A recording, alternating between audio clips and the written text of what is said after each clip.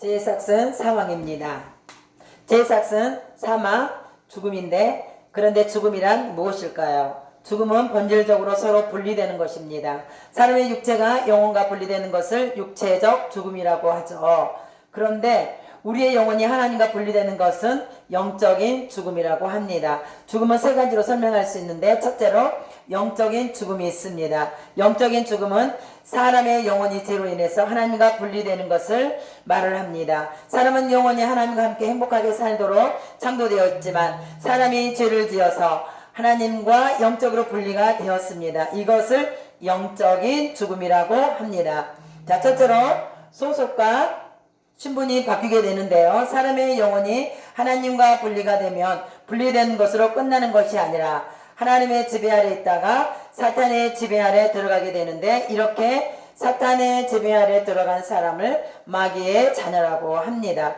너희는 너희 아비 마귀에서 났으니 너희 아비의 욕심대로 너희도 행하고자 하느니라. 요한복음 8장 44절에 말씀하고 있습니다. 만일 우리나라에 살고 있는 어떤 사람이 대한민국의 법을 지키지 않고 북한 김정은의 지령을 받고 그 명령대로 산다며 그 사람은 대한민국의 소속이 아니고 북한 사람인 거죠. 또 미국 시민권을 가진 사람이 우리나라에 살아도 그 사람의 소속과 신분은 미국 사람인 거죠. 이와 같이 누구의 말을 듣고 사는가, 어느 나라의 법의 지배를 받고 사는가 하는 것이 그의 소속과 신분을 결정하는 것입니다. 그런데 죄를 지은 인간은 하나님과의 관계가 분리되어서 태어나면서부터 마귀의 지배를 받고 마귀의 나라의 법을 지키며 마귀의 나라의 소속이 되어 사는 거죠. 자, 두 번째로 영적인 문제로 시달리게 됩니다. 그래서 사람들은 평생을 영적인 문제로 시달리며 살게 됩니다. 우상을 숭배하고 구슬하고 부적을 붙여야 안심이 되고 또 이사나 사업을 시작하거나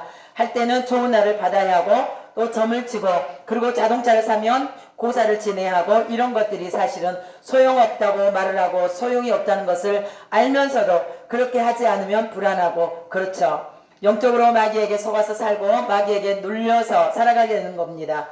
많이 배운 사람이든지 못 배운 사람이든지 또 지위가 높든지 낮든지 상관없이 이런 영적인 문제에 시달리게 되어 있습니다. 그 가운데 대표적인 것이 제사를 지내는 것인데요. 성령은 제사를 지내는 것이 귀신에게 제사하는 것이라고 말씀하고 있습니다. 성경 고린도전서 10장 20절을 한번 보겠습니다. 무릇 이방인이 제사하는 것은 귀신에게 하는 것이요 하나님께 제사하는 것이 아니니 나는 너희가 귀신과 교제하는 자가 되기를 원치 아니하노라고 말씀하고 있습니다. 자, 세 번째로 마음과 정신적 문제로 고생합니다. 그리고 마귀에게 속하여 살아가며 각종 마음과 정신적 질병에 시달리면서 살아가게 됩니다. 불안하고 두렵고 신경질적이고 악몽과 정신병에 시달리게 되고 또 환청이 들리기도 하고 애로움과 가정불화가 일어나고 스트레스를 받고 또 스트레스를 견디다 못해서 약물 중독과 도박이나 음란에 빠지게 됩니다. 이런 일들이 왜 일어날까요? 하나님을 떠나서 마귀에게 속한 자가 된 사람들, 영적인 죽음 가운데 있는 사람들이 일반적으로 겪는 현상입니다. 사람이 죽으면 즉시로 냄새가 나고 육체의 부패가 진행되는 것처럼 사람의 영혼이 하나님과 분리되어 죽으면 즉시 이런 증상들이 나타나게 되는 것입니다. 마귀는 하나님께서 싫어하시고 미워하시는 일을 즐겨하고 사람들이 그런 일을 하도록 유혹하는데 영혼이 죽은 사람들은 마귀의 유혹을 받아서 마귀의 시키는 일을 하게 되는 것입니다. 여호와께서 미워하시는 것이 있는데 그의 마음에 싫어하는 것이 한 7가지니 곧 교만한 눈과 거짓된 혀와 무죄한 자의 피를 흘리는 손과 악한 계교를 깨하는 마음과 빨리 악으로 달려가는 발과 거짓을 말하는 망령된 증인과 및 형제 사이를 이간하는 자라고 잠언 6장 16절에서 19절에 말씀하고 있습니다. 자, 제삭슨 사망입니다. 두 번째는 육체적 죽음입니다. 영적인 죽음이 하나님과 사람이 영적으로 분리된 것과 마찬가지로 육체적 죽음은 사람의 육체와 영혼이 분리되는 것을 말합니다. 자, 첫째로 모든 사람은 죽음 앞에서 두려워합니다. 왜냐하면 죽음이 죄로 인해서 형벌이기 때문에 그렇죠. 호스피스 사역으로 유명한 이화여대 최하숙 교수님이 쓴 아름다운 죽음을 위한 안내서라는 책을 보면 임종 단계에 있는 사람들의 관심은 돈이나 명예나 건강이 아니라 죽음 위의 것이라는 것입니다.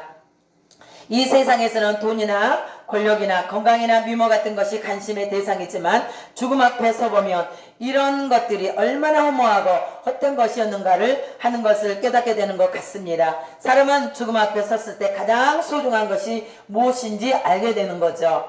자, 성도님은 죽음 앞에 섰을 때도 여전히 가치 있고 소중한 것이 있나요? 자, 두 번째로 죽은 사람의 시신의 상태가 다릅니다. 많은 사람들의 죽음을 바라보는 장례 지도사나 의사가 또는 호스피스 일을 하시는 분들은 돌아가시는 분들의 시신은 대개 두 가지 상태가 있다고 말을 하는데요. 어떤 분들은 돌아가신 후에 시신이 굳어 있어서 시신에 손대기가 어려운 분이 있는가 하면 또 어떤 분은 시신이 부드러워서 마치 잠을 자는 듯한 상태로 돌아가시는 분들이 있다고 합니다. 그리고 그 차이는 신자와 불신자의 차이예요. 왜 이런 일이 있을까요? 사람이 돌아가실 때가 되면 영혼과 육체가 분리되는 어떤 시점이 있습니다. 그때에는 영혼과 육체는 삶과 죽음의 경계에 딱 서게 되는데 믿지 않는 사람들은 그 영혼을 사탄이 거두러 오거든요. 사단은 무서운 모습을 하고 사람의 영혼을 데려가려고 하기 때문에 죽음 앞에선 그 사람은 사탄에게 끌려가지 않으려고 발버둥 치겠죠. 그렇기 때문에 육체는 긴장되고 근육은 경직된 상태로 죽음을 맞이하게 되는 것입니다. 그러나 신자는 하나님께서 천사들을 보내 그 영혼을 영접하는 거예요. 그래서 예수님을 믿는 신자는 죽는 그 순간에도 평안과 행복을 맛보며 하늘나라로 가게 되는 것입니다. 그래서 온몸의 근육이 다 이완되고 평안한 상태에서 죽음을 맞이하게 됩니다. 자, 세 번째로 임사 체험자들의 고백이 있는데요. 사람들은 간혹 천국과 지옥을 가보았느냐 또는 갔다 온 사람이 있느냐 묻는 경우가 있습니다. 사실 천국과 지옥이 어떻게 생겼는지 궁금하죠. 천국과 지옥은 영적인 세계이기 때문에 어떤 과학적 증거를 제시할 수는 없지만 죽음 직전에 천국과 지옥을 경험한 사람들의 이야기를 들을 수 있습니다. 이런 경험을 임사체험이라고 합니다. 임사체험이란 말 그대로 죽음에 근접했던 경험을 말합니다. 예를 들어 심장마비가 오면 바로 뇌사 상태까지 이르지 않았다 해도 의학적으로 죽음에 가장 가까운 상태에 이르게 된다고 합니다. 그래서 심장마비를 일으켰다가 다시 소생한 환자 중에서 특히 임사체험을 한 이들이 있다고 임사체험들이 많다고 합니다. 임사체험이란 말을 처음 만들어내고 연구한 사람은 미국의 레이먼트 무디라는 사람이에요. 이 사람은 사망 선고를 받은 후에 소생한 환자 100명의 사례를 모아 삶 이후의 삶이란 책을 펴냈어요. 1975년 출간된 이 책은 3만 부 이상 팔리는 베스트셀러가 되었고 그 후에 임사체험은 과학계와 일반인들의 주목을 끌었습니다. 1982년 갤럼 조사에 의하면 미국 국민의 약 800만 명이 임사체험을 한 것으로 드러났으며 1995년에는 경험자가 1300만 명이 넘는 것으로 조사됐다고 갤럼은 밝혔어요. 세 번째 죽음은 영원한 죽음입니다. 전도하다 만나는 사람들 중에 간혹 어떤 사람들은 이렇게 이야기를 합니다. 죽으면 다 끝이지. 죽은 사람이 뭘 알아? 과연 그럴까요? 예를 들어 사람 손을 가스불에 갖다 대면 굉장히 뜨겁고 손이 되겠죠. 그러나 죽은 사람의 손을 가스불 위에 올려놓으면 어떻게 될까요? 그러나 죽은 사람의 손을 가스불 위에 올려놓으면 어떻게 될까요? 손이 다 탈 때까지 고통도 느끼지 않고 모르겠죠. 죽음이란 영혼과 육체가 분리되는 것이 죽음이라고 했는데 그렇다면 고통을 느끼는 것은 영혼일까요? 육체일까요? 영혼이죠. 영혼이 떠나면 육체는 고통을 느끼지 않기 때문입니다. 성경은 사람이 죽으면 그것으로 끝이 아니고 반드시 심판이 있다고 말합니다. 한번 죽는 것은 사람에게 정해진 것이요 그 후에는 심판이 있으리니 히브리서 9장 27절에 성경에서는 말씀하고 있습니다. 그리고 그 심판의 결과에 따라서 예수님을 믿는 사람은 천국에 가게 되고 믿지 않는 사람은 지옥에 가게 되는 것입니다. 지옥에 가게 되는 것을 왜 세 번째 죽음이라고 하냐면 이제 이후로는 다시는 하나님과 회복할 길이 없고 다시는 하나님을 믿을 길이 없고 다시는 하나님과 연합할 수가 없기 때문입니다. 그래서 세 번째 죽음은 완전한 영적인 죽음입니다. 성경은 이것을 가리켜 둘째 사망이라고 말합니다. 그리고 사탄의 도구가 된 뱀에게 차례로 저주를 내리셨습니다. 첫째로 아담에게는 이마에 땀을 흘려야 먹을 것을 얻을 수 있게 하셨어요. 아담이 범죄하기 전에는 하나님의 나라를 위하여 일을 했지만 범죄한 이후에 아담은 자신의 생계를 위하여 일을 해야만 했습니다. 땅도 이제는 더 이상 풍요한 생산을 하지 못하게 되었고, 그리고 하와에게는 잉태하는 고통을 더하셨습니다. 마지막으로 뱀에게는 평생을 땅에 기어다니며 살게 하셨어요. 그리고 범죄한 사람들은 결국에는 죽을 것을 말씀하셨습니다. 내가 흙으로 돌아갈 때까지 얼굴에 땀을 흘려야 먹을 것을 먹으리니 내가 그것에서 취함을 입었음이라. 너는 흙이니 흙으로 돌아갈 것이니라 말씀하십니다. 창세기 3장 19절에서. 그런데 놀라운 것은 이 저주 속에서 하나님께서는 구원자를 약속하셨습니다. 하나님께서 아담과 하와를 유혹한 뱀을 저주하시면서 동시에 아담이 저지른 죄의 문제를 해결할 구원자를 보내주실 것을 약속하신 거예요. 내가 너로 여자와 원수가 되게 하고 내 후손도 여자의 후손과 원수가 되게 하리니 여자의 후손은 내 머리를 상하게 할 것이요 너는 그의 발꿈치를 상하게 할 것이니라 하시고 창세기 3장 15절 말씀하고 있습니다.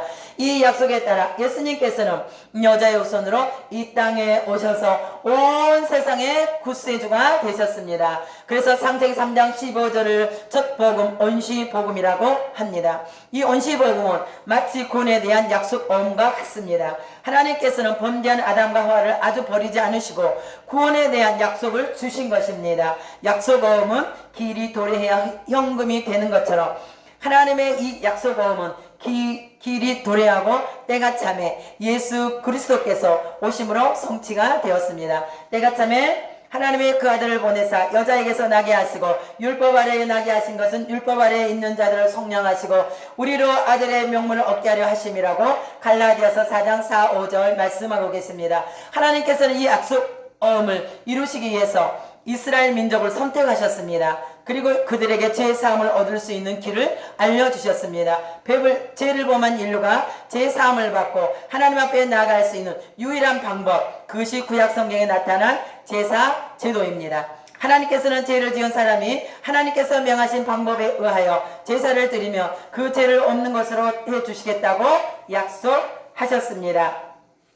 그 제사는 피의 제사입니다. 그리고 속죄의 제사예요. 그리고 이 제사는 선택된 이스라엘 사람들에게 주어진 제사입니다.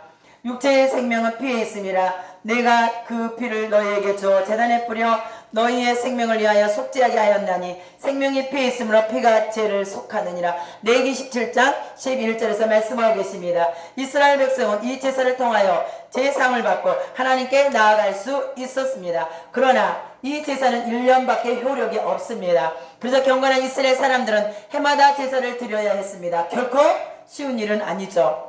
그래서 그들은 이제 영원한 속죄와 완전한 제사를 갈망하게 되었습니다. 비록 완전한 제사는 아니었지만 이스라엘 백성들은 이 제사를 통해서 언젠가 완전하고 영원한 속죄를 이루실 그리스도를 기다리게 된 것입니다. 마치 아파트를 지을 때 시공사에서 모델하우스를 지어 놓으면 사람들이 와서 보고 앞으로 지어질 자기 집에 대한 구체적인 기대를 갖게 되는 것처럼 구약의 사람들은 제사 제도를 통해서 영원할 수 있는 구세주를 기대하고 기다린 것입니다. 그러나 모델하우스는 미래에 지어질 집의 모형일 뿐 사람이 거기에 들어가 살 수 없는 거죠. 구약의 제사 역사, 장차 오실 그리스도 희망과 속죄에 대한 모형이었던 것입니다. 제사 제도가 완전한 것은 아니었어요. 결국 예수님께 오셔서 이 모든 것을 다 이루신 것입니다. 염소와 성화제 필요하지 아니하고 오직 자기 피로 영원한 속죄를 이루사 단번에 성소에 들어가셨다고 히브리서 9장 12절에 말씀하고 계십니다. 예수님께서 이루시되 다 이루었다 하시고 요한복음 19장 30절에 말씀하고 계십니다. 하나님은 구원 계획을 스케줄대로 성취하셨습니다. 예수님께서는 어쩌다가 이 세상에 오신 것이 아니라 철저한 하나님의 약속의 바탕 위에 이 세상에 오셨습니다. 예수님께서 이 세상에 오신 것은 이미 오래전부터 계획된 일입니다. 그리고 그 계획에 따라 이 세상에 예수님이 오신 것입니다. 예를 들자면 이런 것입니다. 만일 미국의 대통령이 한국에 방문할 계획이 있다면 먼저 방문 계획이 수립되겠죠. 그리고 그 계획에 따라 공식 스케줄대로 나오면 그 스케줄에 따라 미국 정부에서 한국 정부로 이메일이나 팩스를 보내서 일정을 알립니다. 그러면 한국 정부는 미국에서 보낸 스케줄에 따라서 움직일 수 있도록 모든 조치를 다 할 것입니다. 그리고 마침내 미국의 대통령이 오면 자기 마음대로 움직이는 것이 아니라 사전에 계획된 대로 움직이게 되는 것이죠. 이와 마찬가지로 하나님의 아들이 이 세상에 오실 때에도 이미 하나님께서 세우신 구원의 계획과 스케줄이 있는데 그것이 구약 성경입니다. 구약 성경에는 예수님이 이 땅에 오실 것에 대한 수많은 예언이 있습니다. 이 예언이 하나님의 스케줄이에요. 그리고 예수님께서 구약의 그 스케줄대로 오신 것입니다. 구약이 하나님의 스케줄표라며 신약은 구약의 그 스케줄표를 성취시킨 구원 사건의 기록입니다. 다음은 예수 그리스도에 대한 구약의 예언과 신약의 성취를 비교하여 보여주는 표입니다. 예수님은 어느 날 갑자기 이 땅에 태어나는 분이 아니라 창세기에서부터 예언된 분이십니다. 이스라엘 백성들은 구약 성경을 믿고 있었기 때문에 유대인들은 언젠가 선지자들이 예언한 메시아 그리스도가 이 세상에 오실 것을 알고 있었습니다. 그래서 그들은 메시아이신 그리스도를 기다리고 있었죠. 그러나 이스라엘 백성들이 오해한 것은 메시아가 오시면 이스라엘 나라를 로마의 식민지에서 독립시키시고 이스라엘 나라를 로마보다 더 강대한 나라로 만들어 주실 것이라고 기대한 것이죠. 유대인들의 이러한 기대는 하나님의 의도와 하나님의 나라를 오해한 것에서 비롯된 것입니다. 하나님께서는 이스라엘뿐 아니라 이 세상 모든 나라의 찬양을 받으시기를 원하십니다. 그리고 하나님께서는 유대인들뿐 아니라 모든 나라의 백성들로부터 찬양받으시기를 원하십니다. 그리고 하나님께서는 유대인들뿐 아니라 모든 나라의 백성들을 그들의 죄에서 구원하시기를 원하십니다. 이것이 하나님의 계획이고 하나님의 뜻입니다. 너희 모든 나라들아 여호와를 찬양하며 너희 모든 백성들아 그들을 찬송할지어다. 시편 117편 1절에서 말씀하고 계십니다. 하나님의 구원 계획에 따라 예수님이 오셨습니다. 자, 이 그러면 하나님의 구원이 어떻게 예언되었으며 이 예언이 어떻게 성취되었는지 잘 보여주는 그림입니다. 자, 이 앞에 있는 하나님의 구원 계획과 구원 성취를 그림으로 나타낸 것입니다. 첫 그림은 하늘의 하나님께서 처녀의 몸을 통하여 이 땅에 아기로 오셨다는 것이죠. 이런 궁금증이 생길 수 있어요. 어떻게 여자가 남자를 통하지 않고 아이를 낳을 수 있을까? 성경은 예수님께서 성령으로 잉태되셨다고 말씀하십니다. 이 일을 생각할 때 주의 사자가 현명하여 가로되 다윗의 자손 요셉아 내 아내 마리아 데려오기를 오기를 무서워하지 말라. 저에게 잉태된 자는 성령으로 된 것이니라. 마태복음 1장 20절에서 말씀하고 계십니다. 천지를 창조하신 하나님의 능력은 불가능한 것이 없으십니다. 그렇다면 왜 예수님께서 처녀의 몸을 통해서 이 땅에 오셨을까요? 그것은 남자와 여자가 결혼하여 아이를 낳으며 아담과 하와의 죄가 아이에게 그대로 전이되기 때문입니다. 그래서 하나님께서는 남자를 통하지 않고 직접 처녀의 몸을 빌려 이 땅에 오신 것입니다. 예수님께서는 사람의 아들이 아니라 하나님의 아들이신 것입니다. 이 예수님께서 탄생하신 장소가 베들레헴인데 우연히 그곳에서 탄생한 것이 아니라 구약에 이미 예언된 장소였다는 것입니다. 예수님께서는 아기로 이 땅에 오셔서 30년 동안을 보통 사람들과 똑같이 평범하게 살면서 우리가 사는 모든 삶을 경험하시고 모든 아픔과 모든 슬픔을 경험하셨습니다. 우리에게 있는 대제사장은 우리의 연약함을 동정하지 못하실 리가 아니고 모든 일에 우리와 똑같이 시험을 받으신 이로되 죄는 없으시니라. 히브리서 4장 15절에 말씀하고 계십니다. 그리고 성경에 예언된 대로 제자인 가룟 유다에게 배신을 당하셨습니다. 가룟 유다는 예수님을 은 30에 팔았습니다. 여호와께서 내게 이르시되 그들이 나를 헤아린 바 그 중가를 토기장이에게 던지라 하시기로 내가 곧 그 은 30을 여호와의 전에서 토기장이에게 던지고 스가랴 11장 13절에 말씀하고 계십니다.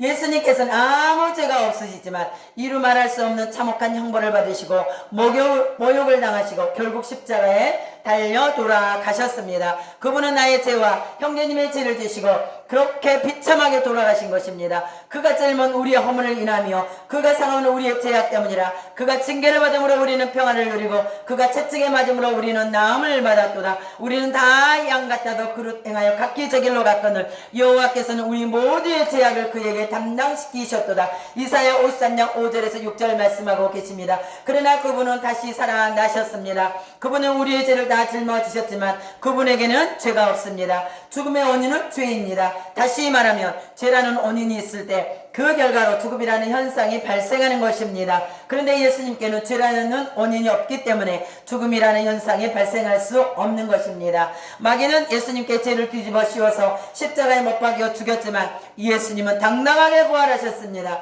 예수님께서 부활하신 것은 예수님께 죄가 없다는 증거입니다. 예수님께서는 부활하셨을 뿐만 아니라 하늘로 승천하셔서 지금 하나님의 보좌 우편에 앉아 계십니다.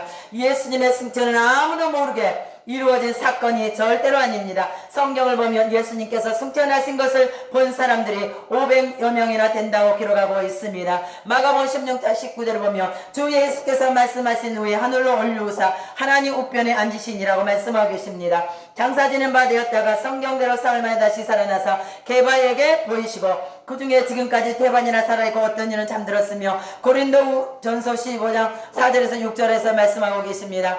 예수님은 부활하신 후에 40일 만에 승천하셨습니다. 승천하시기 전 40일 동안 계시면서 하신 말씀이 있습니다. 예수님께서는 부활하신 후 승천하시기 전 40일 동안 이 땅에 계시며 제자들에게 나타나 보이시고 또 여러 가지 말씀을 하셨습니다.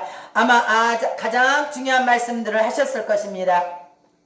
3년 동안 제자들과 함께 계시면서 가르치신 말씀을 요약하시고 강조하시고 부탁하셨을 것입니다. 이제 그분은 더 이상 이 땅에 계시지 않을 것이므로 제자들에게 정말 중요한 말씀을 남기셨을 것입니다. 무슨 말씀을 남기셨을까요? 회 받으신 후에 또한 저희에게 확실한 많은 증거로 친히 사심을 나타내서 40일 동안 저희에게 보이시며 하나님 나라의 일을 말씀하시니라. 사도행전 1장 3절의 말씀, 예수님께서 이 땅에서 마지막 40일 동안 하신 말씀의 핵심은 하나님 나라였다고 성경은 기록하고 있습니다. 제자들이 보는 데서 승천하셨습니다. 예수님께서는 부활하신 후 40일 동안 이 땅에 계시면서 하나님 나라의 일을 말씀하신 후 제자들과 500명 형제들을 지켜보는 가운데서 하늘로 승천하셨습니다. 그리고는 다시 오시겠다고 약속하셨습니다. 하늘로 올라가신 예수님이 다시 오시는 것을 재림이라고 합니다. 이 말씀을 하시고 이 말씀을 마치시고 저희 보는 데서 올려가시니 구름이 저를 가려 보이지 않게 하더라. 올라가실 때에 제자들이 자세히 하늘을 쳐다보고 있는데 흰 옷 입은 두 사람이 저희 곁에 서서 가로되